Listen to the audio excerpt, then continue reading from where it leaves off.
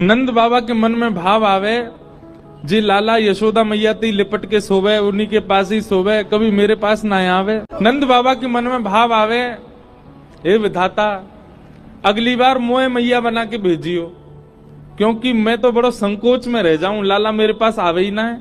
ठाकुर जी नंद बाबा की मन की बात समझ गए कि बोले बाबा यूं सोच रहे हैं लाला मेरे पास ना है सोवे, आज मैं बाबा के पास सोऊंगा। तो आज ठाकुर जी बाबा के बिस्तर में घुस गए और बोले बाबा मैं आपके पास सोऊंगा, और ठाकुर जी ने ऐसे अंक में भर लिए।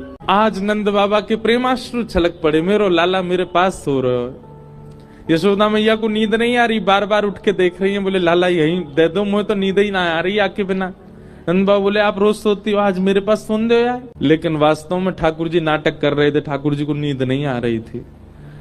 नंद बाबा की बड़ी बड़ी डारी कभी लाल जी की आंख में लगे, कभी नाक में घुस जाए, कभी गालन पे छुए।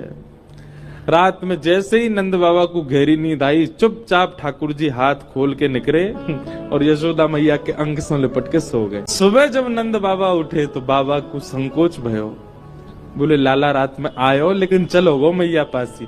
फिर सोचने लगे कि काश विधाता मैं मैया ही होता तो लाला मेरी गोद में ही रहता हमेशा। ठाकुर जी को लगी बाबा को कैसे सुख दूं मैं। सो ठाकुर जी क्या करने लगे, सोते तो मैया के पास हैं, पर नंद बाबा जो दिन भर बगलबंदी पहन के रहते हैं, रात्रि में जैसे ही उसको उतार देते हैं, ठाकुर जी नंद बाबा की बगलबंदी पहन लेते हैं। अब इतने से लाला और इतनी बड़ी बगलबंदी, अब आए पहन ले सो हाथ ठाकुर जी के ऐसे लटके, नीचे नीचे हाथ लटके, नीचे बगलबंदी लटके, और नंद बाबा की बगलबंदी ही ठाकुर जी कंबल बना के ओढ़ लें, वही मई सोमे, वही मई दुबक जाए, वही के भीतर ही रहें। पूरी रात ठाकुर जी उसमें किलोल करते हैं। श्री ठाकुर जी की अंग की